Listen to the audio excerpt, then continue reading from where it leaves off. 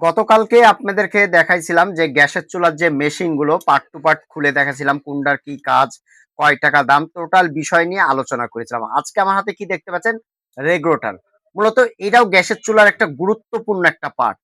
এই জিনিসটা যদি নষ্ট হয় তাহলে কিন্তু আপনার বাসাবাড়ির যে গ্যাস গুলো আছে সব কিন্তু সিলিন্ডার থেকে বের হয়ে যাবে। তো এই জিনিসটা নষ্ট হয়ে গেলে ঠিক করা সম্ভব?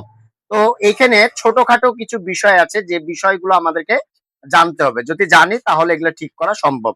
এই যে রিপিট গুলো আছে, এই রিপিট আজকে আমরা খুলবো না। পরবর্তী ভিডিওতে আপনাদেরকে আমি রিপিট খুলে ভিতরে কিভাবে কাজ করে টোটাল বিষয়টাই আপনাদেরকে দেখাবো। আজকের যে টপিকটা আমাদের, আমরা যখন গ্যাসের সিলিন্ডারে এভাবে যখন দিই তখন আমরা যখন লকটা করি তখন কি হয় যে অনেক সময় গ্যাস কিন্তু আমাদের বের হয়ে যায়। ঠিক আছে? বের হয়ে যায় তখন আমরা কি করি, গ্যাসের সিলিন্ডারের ভিতরে যে ছোট্ট রাবার থাকে কালো, ওই রাবারটা চেঞ্জ করার পরেও আমাদের এই ধরনের প্রবলেম হয়। তখন আমরা কি করি যে বিভিন্ন গ্যাসের দোকানে গেলে তাদেরকে বললে তারা এরকম একটা নতুন ধরাই দেয়। ঠিক আছে? যে 400 টাকা বা 450 বা 380 টাকা এরকম দাম। কিন্তু এইখানে কি কাজ হয় দেখেন, অনেক সময় এইখানে আপনারা ভালো করে লক্ষ্য করুন যে আমি যখন এটা যখন ঘোরাচ্ছি তখন কিন্তু আমাদের লকটা হচ্ছে কি, এই যে এইটা লকটা বের হয়ে যাচ্ছে এবং এটা কিন্তু খাড়া হয়ে যাচ্ছে। অনেক সময় কি হয় যে এই জিনিসটাই ঠিক মতন কাজ করে না। এই জিনিসটা ঠিক মতন এরকম হয়। আমরা যতই টাইট করি দিয়ে ভিতর দিয়ে ঘুরে যায় এরকম আর হয় না, ফুলটা হয় না। এটার জন্য আপনাদেরকে কি করতে হবে যে থিনার, থিনার বা নারিকেলের যে তেল আছে, এই থিনার নারিকেল তেল দিয়ে এই জায়গাটায় যে লকের যে জায়গাটা আছে এই জায়গাটা আপনাদেরকে সুন্দর করে ওয়াশ করতে হবে। দিয়ে ওয়াশ করার পরে যে জিনিসটা আপনাদেরকে দেখতে হবে যে এই জিনিসটাই যে নবটা পরিপূর্ণ আসছে কিনা, এই নবটা পরিপূর্ণ আসছে কিনা। আবার আরেক সময় কি করবেন যে এই নবটা আপনি যখন নামাই দিলেন, আপনার এই নবটা যখন নামাই দিলেন, নামাই দিলে লক হচ্ছে, এভাবে কিন্তু এখন আনলক। আর এভাবে যখন দিচ্ছেন তখন লক হচ্ছে। তখন আপনারা কিছু দিয়ে এই চাবিটা, এই যে লকটাতে জোরে চাপ দিবেন, চাপ দিয়ে দেখবেন যে ভিতর ঢুকে যাচ্ছে কিনা। যদি দেখছেন যে ভিতর ঢুকে যাচ্ছে বা কোনো সমস্যা হচ্ছে, সেই ক্ষেত্রে কি করবেন আপনারা, আমি দেখাচ্ছি আপনাদেরকে।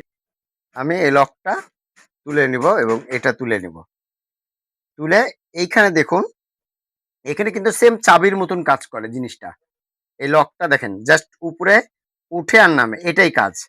এই ছাড়া কিন্তু এখানে কাজ নাই। তো এই জিনিসটাতে অনেক সময় এই জায়গাগুলোতে ফাঙ্গাস পড়ে যায়। আমরা রান্নাঘরে বিভিন্ন জিনিস রান্না বান্না করি, করার পর এই জায়গাগুলোতে ফাঙ্গাস পড়ে যায়, পরিপূর্ণ জিনিসটা হয় না। এই জিনিসটা যে পরিপূর্ণ লক হবে সেটা কিন্তু হয় না। এর জন্য আপনাদেরকে থিনার বলেন বা নারকেলের তেল বা কেরোসিন এগুলো দিয়ে সুন্দর করে আপনাদেরকে এগুলো পরিষ্কার করতে হবে। পরিষ্কার করতে হবে। কেন পরিষ্কার করতে হবে? যে এখানে কোনো ময়লা বা কিছু থাকবে না। এই যে এই লকটার মাঝখানে কোনো রকম ময়লা থাকবে না। এটা পরিষ্কার করার পরে সুন্দর করে এটাকে মুছে নিবেন। একবারে ক্লিয়ার কইরা আপনারা লাগাবেন। আর যদি আপনাদের এই লকটা টোটালি আর কাজ না করে, এই লকটা টোটাল কাজ যদি না করে সেক্ষেত্রে এটাকে খুলতে হবে। খুলে এগুলা একটা এগুলো খুলে দিলে অনেক সময় সিল থাকে ভিতরে। আমরা পরবর্তীতে খুলে দেখাবো এটা ভিতরে কিভাবে কাজ করে। তো আজকে আমরা যেটা শিখলাম এখান থেকে, যে আমাদের যদি এই লাগানোর পরেও যদি আমাদের গ্যাস যদি লিক করে বা সিলিন্ডারে রাবার দেওয়ার পরে যদি গ্যাসকেট দেওয়ার পরে যদি আমাদের মানে ঠিক মতন কাজ না করে আর এই লকটা যদি ঠিক মতন না কাজ করে, তাহলে আমরা প্রাথমিক যে এই দেখতে পারি সেটা হলো এটা খুলে এই জায়গাগুলো আমরা সুন্দর করে পরিষ্কার করে আমরা লকটা দেখবো যে কাজ করছে কিনা। তো আশা করি বিষয়টি বুঝতে পেরেছেন। তো ভিউয়ার্স আজকে এই পর্যন্ত, আবার আগামীতে কোনো নতুন ভিডিও দেখা আমন্ত্রণ রইলো। আসসালামু আলাইকুম, সবাই ভালো থাকবেন, সুস্থ থাকবেন। ধন্যবাদ সবাই।